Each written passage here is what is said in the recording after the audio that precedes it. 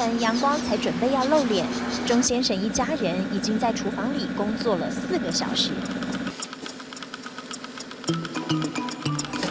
为了赶上压模机运作的时间，老板让4个锅炉同时间搅拌。不过这一次要兼顾这么多，就得跟时间赛跑，连我们的来访都没空讲上1、2句话。这边是比较紧凑，每锅的下去的力道不太一样。好不容易趁空闲说了几句，老板又拿起棒子搅拌。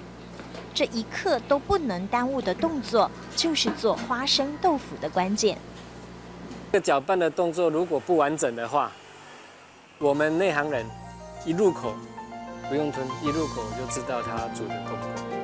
绵密可口的花生豆腐是屏东县内埔乡的客家传统美食，全台湾也只有这里才吃得到。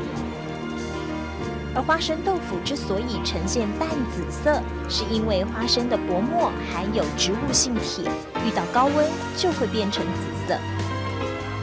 独特味道加点酱油就很好吃。不仅制作过程繁杂，使用的花生老板也不敢马虎，每天早晨固定在家门口晒花生。因为花生最怕黄曲毒素，黄曲毒素什么都不怕，只怕太阳。对每个步骤都细心以对，钟老板和老婆女儿吃苦当吃补，6年来每天守住，传承近60年的老字号招牌。究竟它有一个使命在，这是一个传承，因为已经没有人懂得古法的做法，在整个工作的过程当中，我刚才有讲，不敢讲辛苦，因为你是凭这个在度日子，在吃饭的家伙，所以不敢讲辛苦。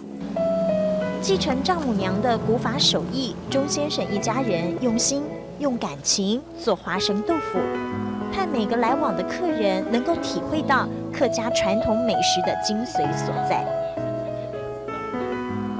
晨曦中映衬淡淡的紫色，锅炉里翻腾满满的花生香。60年的老店传承客家100年美食，也传递感动时刻。